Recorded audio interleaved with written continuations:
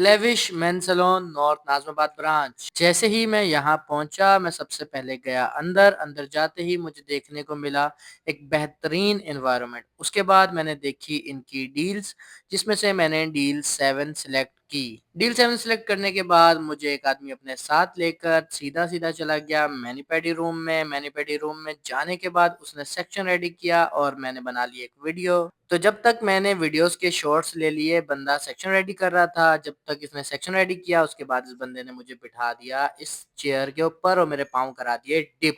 आज से पहले तो मैंने ये सब कुछ नहीं कराया था, लेकिन आज मुझे बहुत ज़्यादा अच्छा लग रहा था, मज़ा आ रहा था। मैंने कहा चलो एन्जॉय किया जाए। अपने हाथ दिखाते हुए मैंने बंदे को बुलाया, मैंने कहा आ जाओ भई जल्दी-जल्दी काम शुरू करो, मुझे बस एक्साइटेड हूँ मैं, मुझे देखना है कि क्या होने वाला है मेरे साथ। तो आज मैं करूँगा आपके साथ कंप्लीट एक्सपीरियंस शेयर कि नॉर्थ नाज़िमाबाद ब्रांच में मेरा एक्सपीरियंस कैसा रहा। उसके बाद ये बंदा मेरे नाखून काटता चला गया और मुझे डर लग रहा था कहीं ये ज़्यादा ना काट दे, क्योंकि भाई अगर नाखून ज़्यादा कट जाएँ तो उसके बाद फिंगर्स की जो टिप्स हैं उसमें बहुत ज़्यादा मुझे पेन होता है। लेकिन नो डाउट यार बंदा बहुत मेहनत से काम कर रहा था, बहुत एहतियात से काम कर रहा था और मुझे बहुत एन्जॉय हो रहा था। तो जैसे ही उसने एक हाथ के नाखून वगैरह काट लिए, उसके बाद वो दूसरे हाथ पर गया, दूसरे हाथ के उसने मेरे नाखून काटे, वो भी बहुत एहतियात से, बहुत अच्छे से और बहुत राउंड शेप में काटे। ये करवाते हुए तो मुझे मेरी अम्मी की याद आ गई कि बचपन में मेरी अम्मी भी तो ऐसे काटा करती थी। लेकिन फिर मुझे अचानक से याद आया, नहीं भई इसने तो मुझसे पूरे के पूरे पैसे लिए हैं, तो मैंने कहा पूरे पैसे वसूल करके जाऊँगा भाई, ऐसे नहीं, पैसे पे कोई दरख्त पे तो नहीं उगते। लेकिन भई अगर बंदे ने पैसे लिए हैं तो भई मेहनत भी कर रहा है, बंदे ने वाक़ई दिल से मेरे नाखून वगैरह काटे वो राउंड शेप में, जो कि मुझे बहुत मज़ा आ गया।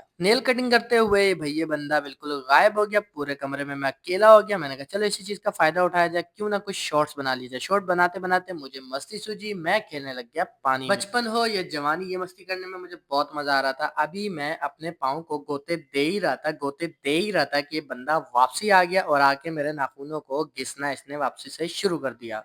ये नाखूनों को इस तरीके से घिस रहा था, इस तरीके से घिस रहा था और उसको बार-बार चेक कर रहा था, जैसे मेरे नाखून नहीं इसके नाखून हो और इसने पता नहीं क्या ही करना हो इन नाखूनों के साथ। चलो भाई जैसा भी था, लेकिन मुझे बहुत अच्छा लग रहा था, क्योंकि आज से पहले मैंने कभी कोई मैनी-पेडी नहीं कराया था, लेकिन मुझे किसी ने रिकमेंड किया कि भाई तुम अपनी केयर कर लिया करो। बिल्कुल केयर नहीं करते। मेरे हाथों की जो टोन है वो डबल टोन हो रही थी, कि बाइक चलाता हूँ तो आगे वाले हाथ जो काले हो रहे थे, पीछे वाले व्हाइट हो रहे थे। मैंने कहा तो मैनी-पेडी कराते, लेकिन इस वाले में कोई ऐसी क्लींजिंग वगैरह या पॉलिशिंग नहीं थी। इसमें सिर्फ नेल्स केयर थी, नेल्स पे फुट केयर थी, हैंड केयर थी। तो ये था मेरा first time lavish men salon में। पहली बार मैं ये सब कुछ करा रहा था, जो कि काफ़ी एन्जॉयफुल था और एंटरटेनिंग था। अरे हाँ, मैं बताना तो भूल गया, लेकिन अभी तक जो है मेरे सर्विस तो बहुत अच्छी चल रही है, बहुत अच्छा एक्सपीरियंस रहा। और उसके बाद मैं आपको ये बता रहा हूँ कि लेविश मेन सैलून में 70% ऑफ चल रहा है, आप भी आके ये सर्विस करवा सकते हैं। ₹2000 की डील के अंदर मुझे मिला मैनीक्योर, पेडिक्योर, जिसमें फुट केयर और हैंड केयर थी, तो मैं इसीलिए आया, और वरना इससे ज़्यादा पैसे तो मैं देने वाला नहीं था। तो जैसे हाथों की केयर पूरी हुई, बंदे ने मेरा पाँव एक निकाल दिया पानी से, उसके बाद टॉवल से उसको साफ करने लगा। इतनी देर में पीछे से पता नहीं कौन आया, उसकी तरफ मुतवज्जा हो गया। उसके बाद फौरन से मेरे नेल्स पे वापसी आ गया। मैंने इस बंदे को कहा कि भाई अगर मेरा काम करना है तो बिल्कुल तवज्जो के साथ करो, क्योंकि मेरे नेल बहुत सेंसिटिव है, ऐसा ना हो कि ज़्यादा कट जाए, उसके बाद मैं चप्पल या शूज़ भी ना पहन सकूँ। लेकिन भाई बंदा बहुत फ्रेंडली था, बहुत अच्छा था, उसने बहुत एहतियात और केयर के साथ मेरा काम शुरू किया। देख रहे हो मेरे पाँव कैसे चमक रहे हैं वीआईपी, क्योंकि मैं नेचुरली गोरा हूँ यार। अब आप लोग मेरे पाँव को देख के जल नहीं जाना, माशाल्लाह गोरा तो हूँ मैं। साथ में ये बंदा भी यही कह रहा था, यार आपको तो मैनीक्योर या पेडिक्योर की ज़रूरत ही नहीं है। मैंने कहा भाई मुझे नाखून कटवाने की ज़रूरत है, मैं वही कटवाने आया हूँ, एक्सपीरियंस लेने आया हूँ कि कैसा है लेविश मेन सैलून। अच्छा, अगर नाखून कटवाने की आपको आदत नहीं है तो मैं आपको एक चीज़ बताता चलूँ, ये नाखून कटवाते हुए बहुत ज़्यादा गुदगुदी होती है और बहुत ज़्यादा डर भी लगता है कि भई कहीं कहीं इधर-उधर ना घुस जाए। लेकिन अगर आपके अंदर हिम्मत है तो फिर आप ये करवाएँ, लाज़मी करवाएँ। अगर फिर भी हिम्मत नहीं है तो फिर आप ड्यू पिएँ, क्योंकि डर के आगे जीत है। तो नेल कटिंग के बाद भई बंदे ने